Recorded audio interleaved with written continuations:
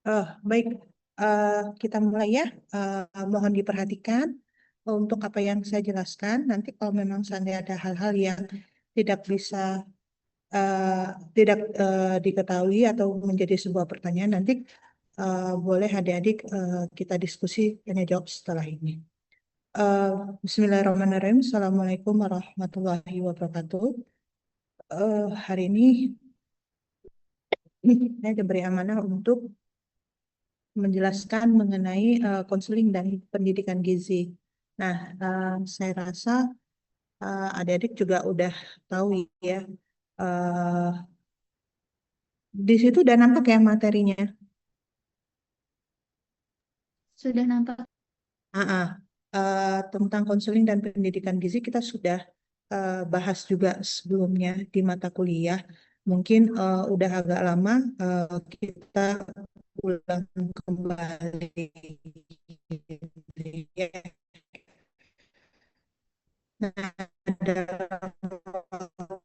waktu dekat kita akan praktek ya dari gizi klinis ke masyarakatnya. Nah, jadi ring gizi itu ketika adik-adik nanti ke rumah sakit, nah nanti setelah dapat identifikasi masalah dan data-data dari pasiennya, adik-adik lakukan intervensi gizinya. Apakah eh, salah satunya itu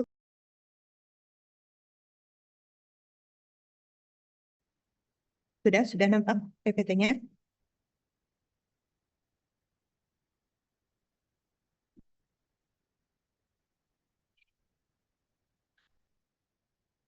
Sudah kelihatan ya? Sudah, Ibu. Ah, ah. Nah, di situ nanti adik-adik akan memberikan intervensi dari kasus besar satu dan 7 dari kasus kecil. Nah, itu intervensi diberikan pada pasien satu, terus sama pasien keluarga pasien satu, ya masing-masing itu dilakukan. Nah, untuk pendidikan gizinya itu, eh, untuk intervensinya dalam bentuk edukasi, itu adik-adik bisa berikan dengan menggunakan alat bantu untuk pendidikan gizinya. Salah satunya mungkin bisa saja seperti leaflet gitu ya. Hmm.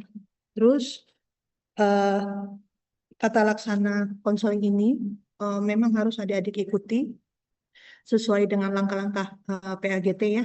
Nah, jadi ketika adik-adik nanti menjadi seorang profesi gizi yang bekerja sebagai konselor gitu ya, yang memberikan konseling, maka langkah-langkah ini merupakan tahap awal yang memang harus adik-adik ketahui terlebih dahulu gitu ya. Nah, terus selanjutnya eh, eh, dari tahapan itu ada 6 yang biasanya 6 langkah untuk konseling itu yang biasanya dilakukan di Indonesia. Ya, yang pertama itulah adalah bagaimana kita bisa membangun dasar-dasar konseling. Ya, nanti kita lihat apa saja yang harus kita bangun untuk dasar-dasar sebuah konseling. Nah, yang kedua adalah adik-adik mampu menggali permasalahannya, ya, permasalahan dari setiap pasien. Nah, hal itu mungkin nanti adik-adik bisa ambil dari data rekam mediknya, ya, atau kasus dari pasien itu seperti apa. Nah, atas dasar itulah nanti adik-adik bisa melakukan konseling dan edukasi apa yang cocok, media edukasi apa yang cocok untuk membantu untuk konselingnya adik-adik.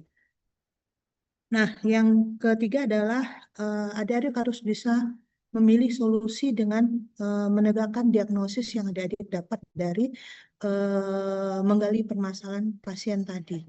Ya, jadi ketika misalnya nanti adik-adik sudah mampu untuk menegakkan diagnosis, berarti adik-adik nanti bisa nanti menentukan bagaimana solusi permasalahan yang memang harus dilakukan ketika adik-adik mau memberikan intervensi kepada pasiennya. Kemudian lakukan sebuah perencanaan setelah hal itu semuanya didapat, baik data antropometrinya, baik data biokimianya, fisik kimianya, maupun mungkin dari data sosial ekonomi dan ekologi, serta nanti ada data farmakologinya. Nah, intervensi apa yang cocok yang bisa adik-adik berikan nanti ketika adik-adik mau memberikan intervensi ataupun edukasi kepada pasien ataupun keluarga pasiennya. Ya, yang selanjutnya adalah adik-adik harus memperoleh komitmen dulu dari mereka. Ya, karena kenapa? Tanpa sebuah komitmen, setelah nanti dia keluar dari rumah sakit gitu ya, keinginan kita adalah dia mampu menerapkan hal-hal yang kita berikan ataupun kita intervensikan, sehingga penerapan itu bisa dia lakukan nanti di rumah. Nah, kenapa perencanaan intervensi ataupun edukasi itu dilakukan kepada keluarga pasien ataupun pasien, salah satunya dukungan keluarga itu sangat penting ketika nanti pasien itu setelah sembuh, mungkin adik-adik tahu ya, contoh kayak kasus TB gitu ya, TB paru. Sekarang kan kasus TB paru itu kan program pemerintah salah satunya ada DOT ya. Nah, di situ DOT menekankan bahwasanya bagaimana dukungan keluarga terhadap kesembuhan dari pasien TB paru, salah satunya adalah dengan kepatuhan dalam mengkonsumsi obat gitu ya. Nah, itu salah satu yang saya tanyakan, saya berikan dan tekankan bahwasannya komitmen itu penting agar dia tidak sakit kembali dengan kondisi dia yang sama ataupun ada penyakit lainnya. Nah, kemudian nanti melakukan monitoring dan evaluasi ya dari hasil intervensinya ataupun dari hasil edukasinya, apa yang adik-adik bisa dapatkan ya. Apakah mereka tetap melakukan hal yang sama setelah pemberian intervensi ataupun edukasi, atau malahan apa yang kita berikan itu tidak sama sekali mereka lakukan ya. Kemudian di sini adik-adik kita akan bahas pertama adalah bagaimana cara membangun dasar-dasar konseling ya. Tadi langkah pertama kita untuk 6 langkah dari konseling itu, yang pertama itu adalah bagaimana kita membangun dasar-dasar konselingnya ya. Jadi untuk dasar-dasar konseling ini adik-adik bisa lihat tujuannya adalah agar kita bisa menjelaskan kepada pasien ya nanti apa yang dia hadapi ataupun apa keprihatinan dari klien yang dia hadapi gitu ya, sehingga nanti kita sebagai konselor mampu mencarikan ataupun bersama klien mampu mencarikan solusi dari permasalahannya. Jadi intinya adalah eh, bagaimana masalah yang dihadapin pasien itu bisa teratasi dengan baik. Nah, membangun dasar konseling itu yang pertama adalah kita harus bangun dulu rasa saling percaya ya, saling percaya, kejujuran gitu ya kepada klien kita, dan yakini bahwasanya kita sebagai ahli di bidang gizinya kita bisa dipercaya dan membantu dari solusi yang mereka hadapi. Ya, dalam tahapan ini adik-adik bisa lihat yang pertama itu adalah bagaimana adik-adik harus memiliki keterampilan dalam berkomunikasi sebagai konselor ya. Jadi mungkin buka lagi nanti mata kuliahnya. Tahap awal adalah salam dan sapa gitu ya. Keterampilan komunikasi konselor itu harus dimulai dengan salam, sapa, dan senyum gitu ya. Ataupun bisa yang keduanya itu adalah bagaimana kita menjambut pasiennya dengan salam ataupun senyum yang ramah gitu, sehingga nanti eh, dari situ bisa mulai membangun kepercayaan ataupun keyakinan gitu ya kalau kita sebagai seorang konselor bersikap ramah gitu ya. Nah, kemudian kalau memang seandainya ini kan kalau konsepnya kita berhadapan ya interpersonal ya. Tetapi kalau misalnya dalam kondisi sakit ataupun berbaring di tempat tidur, mungkin adik-adik bisa yang mendekati dari pasiennya gitu ya. Tetapi lihat dengan beberapa kasus, kadangkala kita hanya diizinkan dari jarak jauh menggunakan masker dengan kasus-kasus tertentu. Waktu itu pernah salah satunya di RSBA, kakak lettingnya adik-adik itu hanya bisa dibolehkan jarak 1 meter gitu ya, karena pasiennya terkena TB paru dan itu harus pakai masker yang memang atau pakai APD lainnya yang memang harus melindungi diri kita biar kita tidak tertular untuk penyakit yang sama. Nah, yang keempat adalah ciptakan suasana menyenangkan ya. Dalam artian di sini sebelum kita memulai eh, edukasi gitu ya ataupun konseling, nah otomatis kita harus menciptakan dulu bagaimana kondisi eh, pasien itu nyaman gitu ya adik-adik ya. Lihat situasinya seperti apa.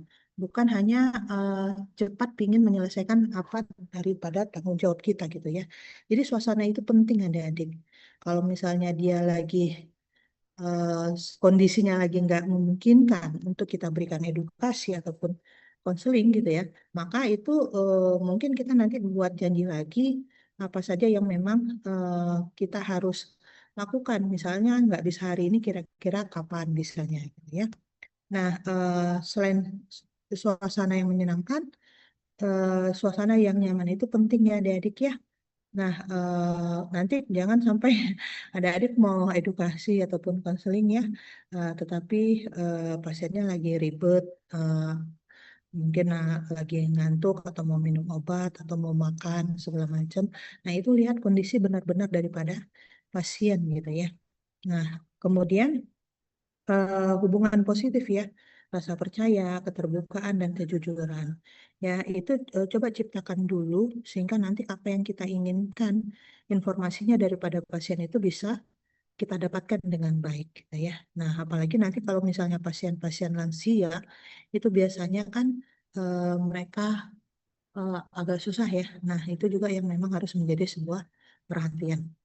Nah, kemudian beri waktu cukup ketika mereka bercerita tentang identitas dan masalah mereka. Nah, jadi kita sebagai konselor itu juga sebenarnya sebagai pendengar yang baik ya, untuk mendengarkan segala permasalahan yang mereka hadapi. Tapi kalau memang seandainya sudah eh, ngelantur ataupun hal-hal yang bukan kita inginkan gitu ya, sesuai dengan yang kita targetkan, maka itu mungkin nanti bisa di eh, apa bisa diluruskan kembali bahwasanya inti kita dalam pemberian konseling ataupun edukasi seperti apa ya. Terus kenalkan, tunjukkan profesional kita sebagai konselor gitu ya. Dan di sini mungkin adik-adik sebagai seorang ahli gizi, yakinkan kepada klien bahwasanya apa yang kita berikan solusi terhadap permasalahannya itu menjadi sebuah motivasi yang baik sama mereka ketika mereka nanti setelah pulang dari rumah sakit dan mau mengikuti apa yang kita anjurkan dan kita sarankan. Nah, yang terpenting adalah probing adik-adik. Kadangkala kita tidak mengkaji sebuah permasalahan yang dia sebutkan, cukup dia menyebut A, adik-adik udah catat. Tidak. Ketika ada satu hal yang memang adik-adik rasa tidak bisa, masih kurang informasinya, maka lakukanlah eh, pertanyaan mendalam gitu ya, atau mungkin kaji masalahnya lebih dalam. Ini seperti apa? Tetapi bukan dalam artian kita menggurui atau mendikte mereka sehingga kita menanyakannya lebih dalam itu sudah melewati batas. Misal sebagai contoh gitu ya adik-adik. Kadangkala waktu itu di RSUD Karawang pasien itu HIV adik-adik. Nah, tetapi eh, dia keluarganya nggak tahu ya, dia menyembunyikan itu semua dari keluarganya. Nah, ketika adik-adik memberikan itu dan mereka yakin dan berbicara kepada adik-adik, maka adik-adik harus menjaga kerahasiaan itu semua. Kadangkala ada yang demikian. Nah, kemarin pas kondisi yang HIV itu, keluarganya nggak tahu kalau dia HIV gitu ya. Jadi kalau dia percaya, dia terbuka, dia jujur sama adik-adik, berarti adik sudah menunjukkan profesionalisme dia, ada profesionalisme adik sebagai konselor. Tetapi hal cerita yang dia berikan kepada adik itu tidak boleh disebarluaskan karena itu bentuk kerahasiaan. Kenapa saya bilangkan demikian kepada keluarganya, saya tidak bercerita? Kalau dia merasa percaya, terbuka dan jujur kepada adik, berarti adik-adik orang-orang yang terpilih untuk mendengarkan identitas dia dan masalah dia, hingga dia mau bercerita. Nah, yang terakhir itu adalah jelaskan tujuan konseling adik-adik ya. Nah, jadi di sini bilang bahwasannya kita mau mencari solusi terhadap permasalahan yang diberikan. Terus perkenalkan diri adik-adik juga, adik-adik siapa gitu ya. Terus tujuan akhir konselingnya apa? Nah, berarti dalam artian menyelesaikan permasalahannya klien dalam hal ini dan dimintai untuk komitmennya seperti apa. Ya, jadi inilah langkah pertama yang memang harus adik-adik bangun ketika ingin memberikan sebuah konseling. Nah, langkah dua adalah adik-adik harus mampu menggali permasalahan, ya. Nah, menggali permasalahan ini eh, dilakukan, ya, eh, dengan mengumpulkan data. Mungkin adik-adik bisa dengan wawancara, gitu ya, atau mencatat dokumen yang dibawa klien, gitu ya, untuk identifikasi masalahnya, faktor penyebabnya apa. Kemudian nanti dari dokumen ataupun hasil wawancara itu, adik-adik bisa lakukan verifikasi, ya. Apakah memang benar dari data tersebut dia mengalami kondisi apa gitu misalnya. Nah, lalu lakukan interpretasi dari hasil pengumpulan data yang adik-adik dapatkan gitu ya. Rekam mediknya lah salah satunya ya. Nah, inilah yang nanti penentu masalah dan penentu penyebab masalah itu apa dari semua yang adik-adik kumpulkan, adik-adik wawancara, dan adik-adik catat dari dokumennya. Disitulah bisa nanti adik-adik tentukan masalah ataupun penentuan penyebab masalah daripada si klien tersebut ya. Nah, data yang memang harus ada dikumpulkan itu adalah seperti kayak data antropometri, data biokimia, data fisik klinis, data riwayat makan, baik itu SQ, FFQ-nya, dan recall-nya. Kemudian ada riwayat personal, ya, apakah itu nanti terkait riwayat penyakitnya ataupun keluarganya, serta ada data ekologi dan sosial ekonominya. Nah, nanti kita lihat jenis-jenis data ini ya. Nah, kemudian eh, ketika adik-adik bisa menginterpretasikannya, maka data-data yang adik-adik kumpulkan itu harus adik bandingkan dengan standar baku atau standar normal sehingga nanti bisa dianalisis masalahnya gitu ya. Contoh, nanti kalau misalnya data asupan protein gitu ya, dapat dari SQ, FFQ ataupun recall, itu kan kategori cut off point bakunya ada ya, mungkin defisit ringan, defisit berat, normal atau lebih dan yang lain-lainnya. Nah, itu ketika hasil yang diperoleh dari pengumpulan data itu sudah distandarkan atau dibandingkan dengan standar baku atau standar normal, maka interpretasi dan kesimpulan itu bisa nanti adik-adik taruh, adik-adik tarik gitu ya, sehingga faktor penyebab ataupun penentuan penyebab masalahnya bisa kita lakukan, ya. Kemudian kita bahas satu-satu untuk yang eh, untuk ini ya, data pokok yang harus dikumpulkan untuk mengidentifikasi masalah daripada klien kita. Nah, yang pertama itu adalah antropometri, ya. Tadi Bu Rati saya rasa sudah menjelaskan ya adik-adik ya, bahwasanya untuk klien ini kita ambil datanya yaitu berat badan, tinggi badan, sehingga nanti kita bisa mengukur IMT-nya. Ya, kalau dia anak-anak mungkin ada IMT berku, ya. Kemudian nanti ada lilanya juga ya. Nah, sebenarnya dua data ini yang nanti adik-adik buat nanti di laporannya juga sehingga nanti pada akhirnya bisa menentukan jenis intervensi ataupun edukasi apa yang bisa kita lakukan gitu ya. Nah, sebenarnya tidak menutup kemungkinan hanya dua data ini ya adik-adik. Nah, tetapi dari laporan tadi mungkin yang dijelaskan yang dan saya lihat itu hanya dua data ini ya.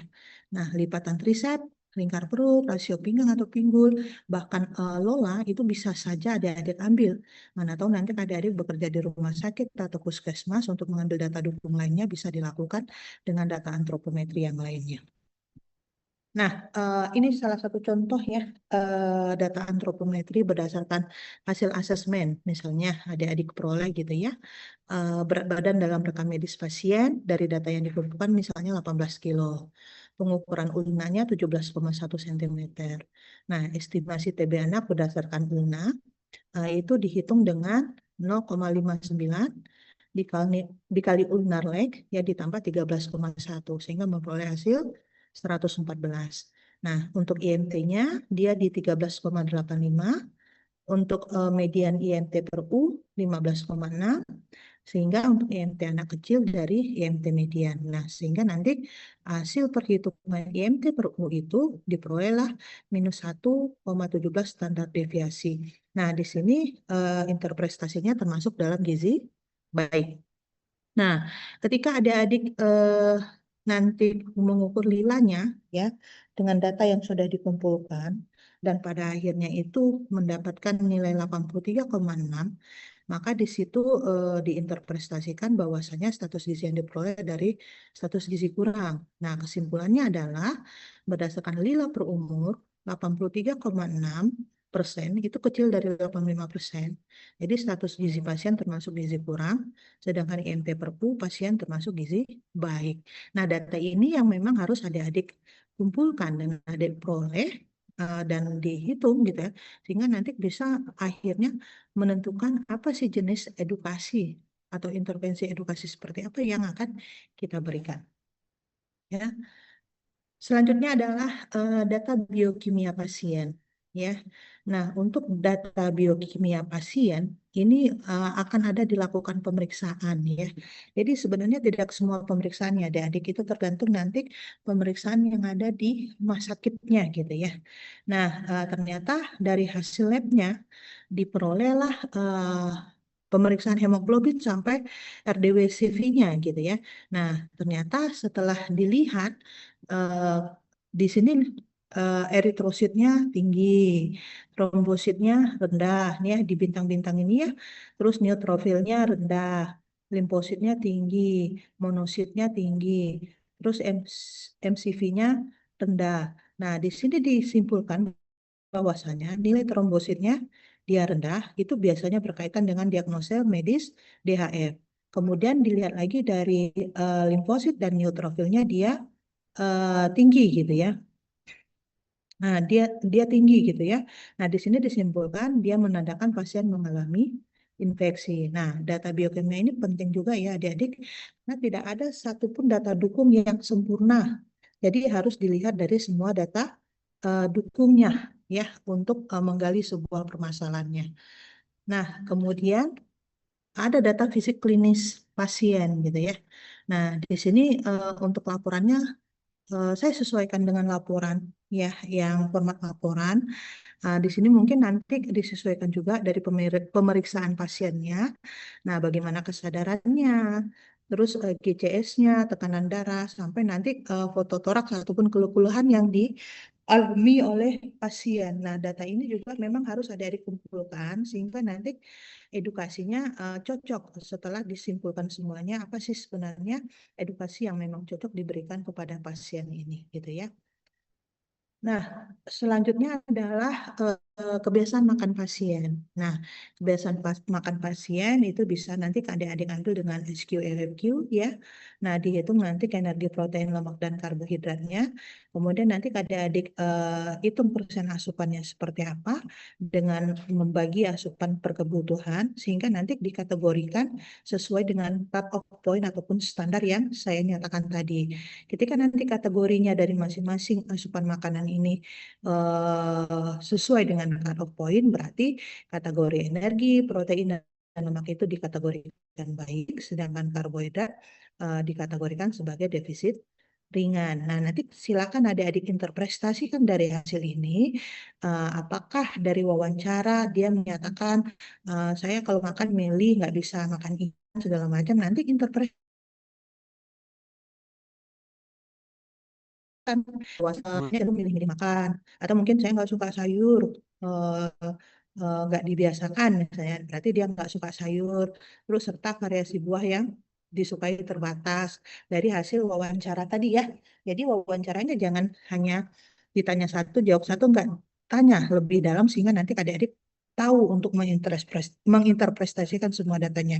Nah, jadi secara kuantitas, karena kita lihat dari perhitungan tadi, ini ya, sudah dibandingkan dengan standar ataupun cut-off point-nya, dia masuk dalam asupan kategori baik.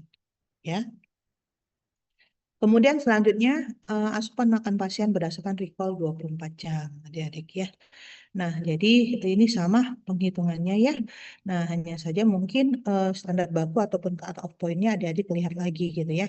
Nah, setelah dihitung persen asupan persen asupannya dari asupan perkebutuhan, ternyata kategori dari energi sampai dengan karbohidratnya dia defisit. Nah, jadi nanti adik-adik bisa simpulkan berdasarkan WNPG 2014, kategori asupan pasien ini defisit tingkat berat. Misalnya, ya kecil dari 70% angka kebutuhan. Kalau dia ringan, ini cut off point-nya. Kalau dia normal, ini cut off point-nya, dan di atas angka kebutuhan, ini cut off point-nya. Jadi di situ dinyatakan tingkat asupan energi, protein, lemak, dan karbohidrat pasien termasuk kategori defisit tingkat berat. Ya. Nah, kemudian ada riwayat personal pasien, adik-adik. Ya, apakah itu riwayat obat dan suplemen yang dia konsumsi, atau sosial budaya, ada stigma ataupun akses sosial yang memang bertentangan, terus riwayat penyakit yang terdiri dari misalnya keluhan utama yang terkait gizinya, riwayat penyakit dahulu dan sekarang, pembedahannya seperti apa, kronik dan risiko komplikasi, penyakit keluarga, status kesehatan mental dan emosi, serta kemampuan kognitif. Bahkan ada data umum klien seperti umur, pekerjaan, peran dalam keluarga, dan tingkat pendidikan. Ini juga bisa menjadi sebuah data dukung adik-adik ketika nanti adik-adik mau mengumpulkan data si kliennya gitu ya. Dasarnya dari sini. Hanya saja kalau saya lihat dari laporan, riwayat personal pasien ini tidak identik dijelaskan betul ya di laporan, tetapi ini bisa menjadi data dukung tambahan adik-adik yang adik-adik tanyakan kepada pasien nantinya atau klien. Nah, ada data ekologi. Nah, di sini adik-adik bercerita tentang misalnya pasien anak kelas SD, kelas 1 SD, dia sekolah dari jam berapa sampai jam berapa. Kemudian dia demam sejak 3 hari yang lalu. Terus ditambah dengan eh, tinggi mendadak demamnya, batuk, berdahak, dan segala macamnya. Nah, ini memang harus adik-adik ceritakan kejadian ini sehingga nanti mendukung semua data yang adik-adik kumpulkan. Nanti dari ini semua bisa nanti diinterpretasikan dan disimpulkan sebenarnya pasien ini uh, memiliki penyakit apa gitu ya. Nah, untuk sosial ekonomi, nah ini juga bisa ditanyakan ya, kayak uang jajan perharinya berapa, dia anak berapa dari berapa bersaudara, bagaimana pekerjaan ayah dan ibu atau ayahnya merokok, pendidikan terakhir orang tua, kemudian pasien dan keluarga, apakah sudah pernah mendapatkan edukasi terkait gizi atau belum. Nah, data dukung ini memang harus adik-adik tanyakan juga ya. Nah, kemudian langkah kedua kalau sudah kita lewati, berarti ada langkah ketiga yang kita harus jalani. Langkah itu adalah bagaimana kita bisa menegakkan diagnosis ya. Nah, jadi menegakkan diagnosis kita lakukan berdasarkan kajian masalah yang kita lakukan pada langkah 2 ya. Jadi kumpulkan dulu semua datanya yang kita butuhkan, barulah nanti kita bisa tegakkan diagnosis. Nah, tujuannya adalah kita bisa menentukan masalah gizi yang dihadapi oleh si klien kita ya. Jadi nanti kita juga bisa menentukan tanda dan gejala masalahnya apa sih sebenarnya. Nah, biasanya untuk menentukan ataupun menegakkan diagnosis ini, adik-adik bisa gunakan istilah PES ya, problem, etiologi, sama simptom ataupun gejala tanda ya. Nah, inilah yang memang nanti hasil dari kajian masalah, adik-adik bisa menegakkan diagnosis dengan istilah PES ya. Nah, dalam penetapan diagnosis ini, ada tiga domain yang memang harus adik-adik perhatikan, adik-adik,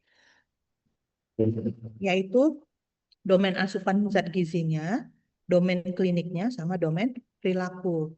Ya, memang inti dari penyuluhan, edukasi itu adalah bagaimana terjadinya perubahan perilaku ya. Nah, terus dari domain asupan zat gizi, ya, adik-adik bisa gunakan hasil kajian dari riwayat makan dan dari hasil food recall. Ya, jadi SQ-FFQ dan food recall itu bisa dijadikan sebagai domain asupan zat gizi. Nah, jadi untuk asupan zat gizi sendiri itu nanti keseimbangan energinya seperti apa gitu ya. Terus asupan oralnya seperti apa, cairannya berlebih apa kurang gitu ya. Kemudian substansi bioaktifnya apa saja yang dia konsumsi, apa saja dia berlebih atau apa saja yang dia kurang. Terus zat-zat gizi tertentu seperti peningkatan kebutuhan zat gizi dan kekurangan atau kelebihan energi dan protein itu juga bisa adik-adik lakukan di domain asupan gizi ini ya. Jadi tanyakan ini semua untuk mendapatkan diagnosisnya seperti apa nanti ya. Kemudian ada domain klinik adik-adik. Nah, domain klinik ini meliputi fungsional, biokimia dan berat badan ya. Apakah secara fungsionalnya ada perubahan fisik ataupun fungsi mekanis seperti dia sulit menelan, sulit mengunyah, ataupun sulit dalam memberi ASI ataupun perubahan fungsi saluran cerna. Nah, ini disesuaikan dengan kondisi kliennya, dia mengidap penyakit apa. Nah, kalau untuk biokimia, ini biasanya kita lihat dari hasil laboratorium, ya. Jadi nanti adik-adik bisa lihat apa aja permasalahan yang dihadapi klien kita ketika di biokimia. Terus ada badan seperti adanya kenaikan dan penurunan daripada berat berat badan gitu ya. Nah, ini juga menjadi sebuah domain klinik ya adik-adik ya. Nah, untuk domain perilaku sendiri ya, ini adalah faktor terbesar yang nomor dua setelah lingkungan adik-adik.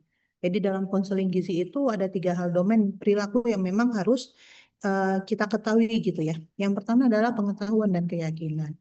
Ya, jadi seperti kayak dengan pengetahuan tentang pangan dan gizinya masih rendah, itu kita memang membutuhkan effort untuk mengubah perilaku terutama klien ataupun pasien kita gitu ya, karena dia masih memiliki pengetahuan.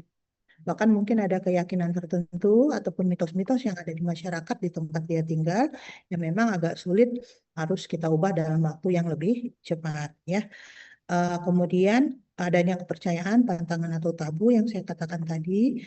Kemudian ada gaya hidup dan masalah perubahan pola makan. Contoh kayak kasus anemia pada remaja putri. Jadi bagaimana kita lihat pengetahuannya, bagaimanakah pengetahuan remaja putri tentang zat besi dan anemia, ya. Jadi hal-hal itu memang harus kita tanyakan juga ya, apakah dia tahu dengan kondisi penyakit dia atau seperti apa gitu ya.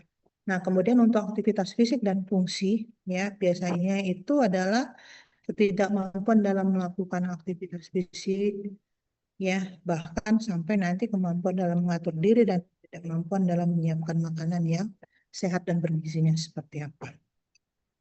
Kemudian akses dan keamanan pangan, ini biasanya asupan makanan yang nggak aman dan akses untuk mendapatkan makanan sehat yang relatif sulit, mana tahu dia tinggal di tempat yang jauh dari akses makanan gitu ya, ataupun mungkin di makanan siap sekarang sudah banyak di setelah domain tadi, langkah ketiga udah menegakkan diagnosis, maka kita harus melakukan rencana intervensi gizinya. Ya, jadi ini adalah tujuannya untuk mengatasi masalah yang dihadapi oleh klien kita. Ya, jadi kita harus mulai melibatkan klien dalam intervensi ini dan mempertimbangkan identifikasi strategi pemecahan masalah sesuai masukan dari klien tadi. Ya, kemudian setelah awal dalam pemecahan masalah, maka kita tentukan kebutuhan energi dan zat gizi lainnya serta menetapkan preskripsi dietnya seperti apa. Nah, hal lain yang memang perlu diperhatikan adalah kita harus juga mencari alternatif pemecahan masalahnya seperti apa. Jadi tidak hanya satu satu pemecahan saja, harus mencari alternatif lainnya seperti apa. Nah, dalam ada 3 langkah dalam melakukan intervensi gizi adik-adik ya. Yang pertama, adik-adik harus menghitung dulu kebutuhan energi dan zat gizinya, kemudian menetapkan preskripsi dietnya dan melakukan konseling gizinya. Nah, langkah kelima adalah ini yang paling penting. Jadi kalau 1 sampai 4 itu, yang 5 ini nggak ada, maka eh, komitmen ini nggak ada ya, maka konseling itu nggak akan bisa berhasil. Kunci dari keberhasilan itu adalah komitmen adik-adik. Ya, jadi sepakati dari semua yang sudah diberikan konseling ataupun edukasi tadi, gitu ya, kepada kliennya bahwasanya dia mau melaksanakan preskripsi diet dan aturan lainnya yang sudah kita sepakati bersama antara konselor dengan klien. Kemudian berikan juga pemahaman, dukungan dan motivasi gitu ya. Jadi adik-adik bisa menjadi sebuah motivator juga ya, untuk membangun kepada rasa percaya diri klien bahwasanya dengan melakukan perubahan diet itu sesuai dengan anjuran dan disepakati bersama itu baik untuk kesehatan si pasien ya. Kemudian tekankan juga bahwasanya perubahan yang dilakukan adalah semata-mata hanya untuk kondisi kebaikan daripada si pasien ataupun klien kita. Nah, ini minta komitmennya ya. Nah, dari komitmen ini nanti kita bisa pegang untuk monitoring dan evaluasinya seperti apa ya. Kemudian langkah keenam adalah monitoring dan evaluasi adik-adik. Jadi di sini dia harus mengetahui pelaksanaan intervensi itu sesuai dengan komitmen tadi. Kemudian ketahui dulu tingkat keberhasilan konselingnya seperti apa. Ya, jadi di sini mungkin si konselor bisa diskusi dulu ya, sama menanyakan tentang pelaksanaan intervensinya ya kepada pasiennya. Kira-kira bisa kapan gitu ya. Nah, jadi keberhasilan konseling, faktor penghambat dan faktor pendorong dalam melaksanakan diet yang dianjurkan itu memang harus diskusikan juga pada pasien gitu ya. Jadi dengan mengetahui itu semua, biar nanti monitoring dan evaluasi kita dan komitmen tadi bisa berjalan dengan baik. Nah, ini ada 4 hal yang memang harus kita lakukan ketika kita mau melakukan monitoring dan evaluasi. Yang pertama adalah monitoring perkembangan, mengukur hasil, evaluasi hasil, dan dokumentasi monitoring dan evaluasinya. Nah, ketika kita melakukan monitoring perkembangan, maka di sini adalah kita melihat perkembangan si klien adik-adik. Ya, apakah dia paham, apakah dia patuh dengan diet yang kita berikan, apakah intervensi sesuai rencana kita jadwalkan, terus ada perubahan status gizi dan kesehatan pasien gitu ya. Terus ada hal-hal yang mungkin bisa saja kita identifikasi apakah itu positif yang lebih banyak ataupun malahan negatif yang lebih banyak gitu ya. Kemudian mengumpulkan semua informasi ya yang mendorong ataupun menghambat daripada pelaksanaan diet tadi ya. Kemudian kalau untuk mengukur hasilnya gitu ya, kita bisa lihat dari berbagai indikator. Contohnya mungkin ada perubahan dari status gizinya, ataupun perubahan nilai biokimia dari data biokimianya, ataupun perubahan fisik dan perubahan pola makan. Nah, ini bisa juga nanti dilihat ada tidaknya gejala dari perubahan tersebut ataupun tanda-tanda tadi ada simptom ya yang si tes tadi sesuai dengan diagnosis gizi sebelumnya. Eh, Terus si proses sama evaluasi hasil tadi. Nah, kalau proses berarti ketika berjalannya konseling. Ya, bagaimana pola interaksi antara konselor dan klien, waktunya kapan, metodenya apa, dan partisipasi kliennya seperti apa. Nah, itu dilakukanlah evaluasi proses ketika pelaksanaan. Baik, kalau evaluasi hasil itu adalah gimana keberhasilan dari konselor, antara lain mungkin ketepatan asupan gizinya, perubahan berat badannya. Nah, itu hasil dari evaluasi proses. Ya, kemudian ada dokumentasi monitoring evaluasi yang memang harus adik-adik dokumentasikan sebagai bukti dukung bahwasanya hal-hal itu memang adik-adik lakukan untuk pengumpulan data dalam menegakkan sebuah diagnosis. Nah, jadi kalau disimpulkan dari saya jelaskan tadi 6 langkah itu, yang pertama langkah konseling yang memang harus adik-adik lakukan itu adalah bangun dulu dasar-dasar konselingnya. Ya, kemudian gali permasalahannya. Yang ketiga menegakkan diagnosis, baru nanti melakukan intervensi. Nah, intervensi ini bagaimana kita bisa merencanakan intervensinya, kemudian memperoleh komitmen dan pada akhirnya kita bisa memonitoring dan evaluasi. Memang tujuan akhir kita adalah bagaimana dia bisa memecahkan permasalahannya yang menjadi dari ada menjadi tidak ada, ya. Nah, untuk mendukung intervensi nanti ataupun edukasi, maka adik-adik harus menggunakan media intervensi, ya. Nah, di sini dikatakan bahwasannya alat ataupun sarana dalam menyampaikan pesan dari komunikator kepada sasaran, ya, atau bisa saja merangsang pikiran atau perasaan ataupun perhatian dan minat sasaran sehingga dia nanti mau belajar lagi. Jadi karena adanya proses belajar tadi, maka terjadilah peningkatan pengetahuan, dari peningkatan pengetahuan terjadi perubahan sikap, kemudian dari sikap nanti kadang terjadi perubahan perilaku. Nah, biasanya media penyuluhan ataupun media edukasi ini dikemas sedemikian rupa untuk memudahkan mereka semua materi gitu ya. Jadi kita lihat yang baik itu yang pertama adalah dia menarik perhatian adik-adik. Ya, apakah itu dari eh, warna, apakah dari tulisan ataupun dari gambar ataupun yang lainnya. Ya, yang kedua sederhana, mudah dimengerti dan dikenal. Jadi istilah-istilah yang mungkin tidak dikenal oleh orang-orang awam itu adik-adik harus bisa meredaksionalkannya lagi. Gimana sih sebenarnya istilah ini biar bisa dipahami dengan baik, ya. Kemudian membukakan ide-ide yang baru gitu ya. Jadi update lah ilmu adik-adik, eh, jangan hanya coba diupdate ilmunya sesuai dengan perkembangan ilmu terbaru gitu ya. Terus mengesankan ketelitian, kemudian menggunakan bahasa yang mudah dimengerti sesuai kelompok sasaran ataupun klien. Kemudian yang terakhir itu mengajak sasaran untuk memperhatikan gitu ya, dan mencoba dan menerima apa saja yang adik-adik berikan masukan ataupun ide-ide kepada klien ataupun pasien tersebut. Ya, nah, jadi peran media penyuluhan itu intinya adalah yang pertama adalah sebagai saluran komunikasi adik-adik. Ya, jadi bisa memberikan informasi ataupun umpan balik, ya, atau bisa saja nanti apa yang kita edukasikan itu menjadi teratur dan tersistematis. Kemudian media belajar, ya, bisa saja ketika dia belum pernah mendapatkan edukasi gizi, ini adalah media belajar bagi dia sehingga dia dapat ilmu daripada adik-adik semuanya, ya. Nah, media itu kita kan tidak bertemu langsung ya sama mereka lagi gitu ya. Nah, perantara dia belajar dengan media yang adik-adik buat dengan bagus gitu ya, itu biasa bisa dia bawa pulang dan itu bisa saja nanti dia baca kembali ketika dia sudah ada di rumah. Kemudian media itu akan membantu ketika kita memperagakan sebuah edukasi ataupun penyuluhan. Nah, biasanya dari hasil-hasil riset menyatakan ini merupakan sebuah efektivitas yang tertinggi ketika seseorang memberikan edukasi dengan menambahkan media. Ya, nanti kita lihat ada sebuah peribahasa yang menyatakan ya.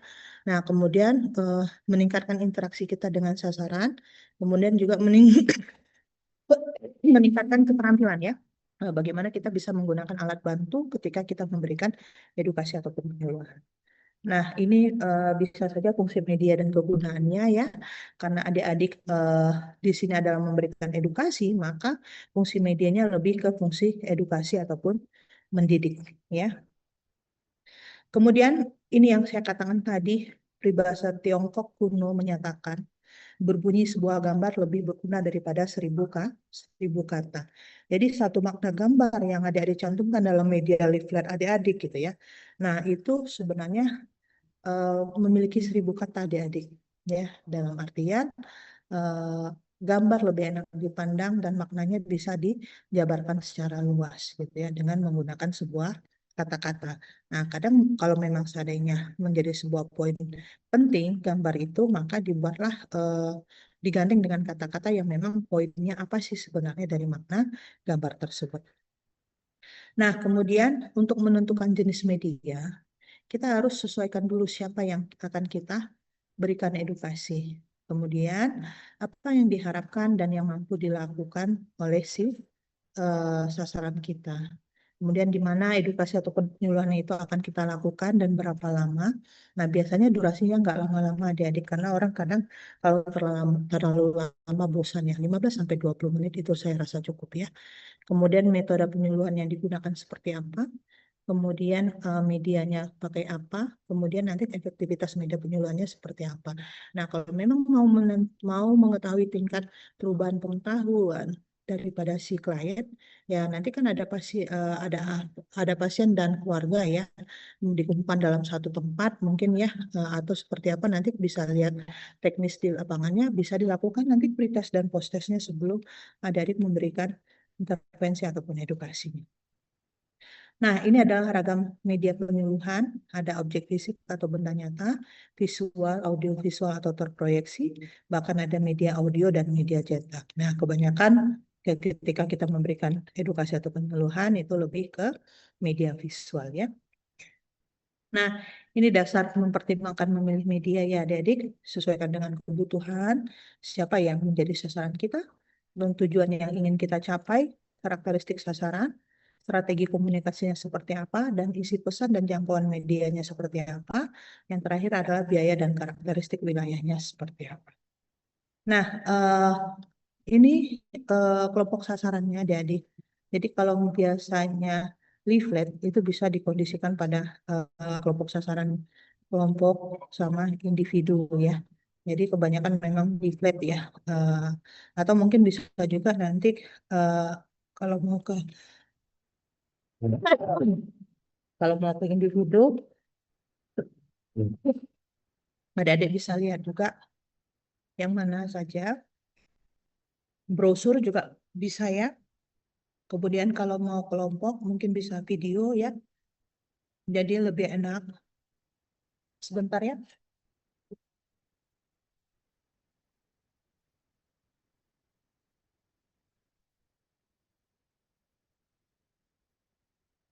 Nah, terus dalam pembuatan media, di sini saya lebih ke visual ya.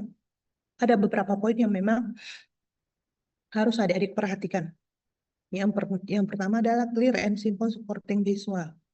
Ya, di sini adik-adik harus jaga agar dokumen sesingkat mungkin. Gunakan lebih banyak judul dan buat tetap sederhana. Gunakan lebih banyak paragraf dan buat lebih pendek. Sertakan ruang kosong yang cukup. Jadi, proporsi antara setiap leaflet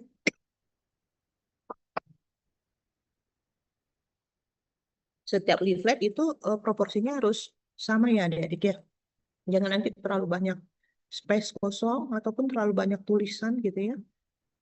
Terus setarakan ruang kosong yang cukup, bagi kolom teks yang lebar menjadi 2 kolom yang lebih sempit agar lebih mudah dibaca. Kemudian buat teks rata kiri dengan margin kanan yang tidak rata ya. Jadi kalau misalnya rata kiri kanan itu nanti ada aja tulisan yang bolong-bolong. Nah itu juga nggak bagus jadinya secara visual ya. Terus gunakan font yang sederhana, terutama untuk audiens dengan tingkat literasi yang rendah. Kemudian gunakan poin-poin jika itu diperlukan. Nah, prinsip media visual yang kedua adalah visual pendukung yang cukup besar untuk melihat audiens. Jadi jangan tulisannya kecil banget karena kita mau mepet biaya gitu ya. Jadi akhirnya tulisannya nggak terlihat gitu ya. Jadi ukuran dan jaraknya itu memang harus kita perhatikan. Nah, gunakan ukuran font 36 ya untuk subjudul 24 dan untuk teks 18. Terus untuk warna, pilihan warna untuk prinsip media visual yang ketiga itu adalah secukupnya ya dan rancang dengan cermat. Kemudian gunakan maksimal 1 hingga 3 warna. Jadi gunakan itu secara konsisten. Jadi jangan terlalu banyak, terus warnanya jangan terlalu mencolok gitu ya. Ataupun eh, kalau ia pun ada latar belakang yang terang, maka kondisikanlah dengan pilihan huruf ataupun cetakan berwarna gelap ya. Jadi jangan terang sama terang atau gelap sama gelap. Jadi akhirnya nggak bisa dibaca atau nggak bagus gitu secara visualnya. Kemudian latar belakang gelap biasanya mengharuskan lampu ruangan diredupkan. Jadi itu bisa mengakibatkan kehilangan kontak adik-adik dengan audiens nanti gitu ya, karena nggak bisa terlihat jelas gitu ya. Nah, selanjutnya adalah prinsip media visual yang selanjutnya itu adalah font. Fontnya itu harus sesuai ya adik-adik. Ya, jadi fontnya lebih persegi dan kapital untuk judul dan font yang lebih bulat untuk teks. Nah, jadi untuk yang lebih efektif itu penggunaannya seperti tulisan ini ya, fontnya, dan hindari untuk tulisan-tulisan yang beraction gitu ya. Jadi karena itu akan sulit untuk membaca gitu ya, apalagi orang yang literasinya rendah gitu ya. Mungkin menurut kita actionnya bagus, tetapi dalam edukasi secara visual bukan itu yang dilihat ya. Oke, terus ini contoh adik-adik bisa lihat nanti ya gimana dia menyampaikan. Lebih bagus ya karena antara space kosong nggak terlalu banyak gambar-gambar dan tulisan juga terlalu padat gitu ya. Nah jadi itu yang dikatakan satu makna satu gambar bisa mengumpulkan sebuah 1.000 makna ataupun 1.000 kata gitu ya. Nah terus di sini ada juga harus diperhatikan adalah audiens dan adik-adik itu dapat melihat visualnya ya. Jadi bisa terlihat gitu ya. Atau mungkin nanti pas mau edukasi, jangan adik-adik aja yang punya leafletnya. Setidaknya nanti dibuat beberapa sehingga nanti mereka bisa melihat secara bersamaan gitu ya. Ataupun kalau memang seandainya ada alat bantu dukung, tambahkan mungkin seperti laptop ataupun pakai PPT dan lainnya ya. Terus kalau memang bisa sih eh, satu orang itu dapat ya, karena bisa saja itu nanti dibawa pulang sama mereka. Nah, kemudian tampilkan visual pendukung di waktu yang tepat gitu ya. Jadi jaga kontak juga dengan audiens untuk setiap saatnya, terus gunakan handout dan materi dengan tepat ya. Jadi mungkin kalau misalnya ada materi yang mau disampaikan seperti kayak saya nyampaikan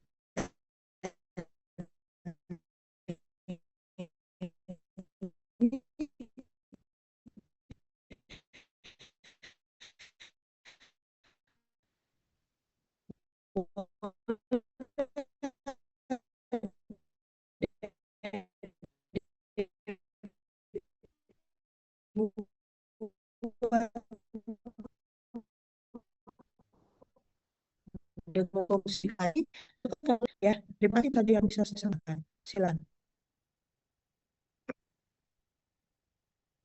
Ada? Itu sudah cukup jelas?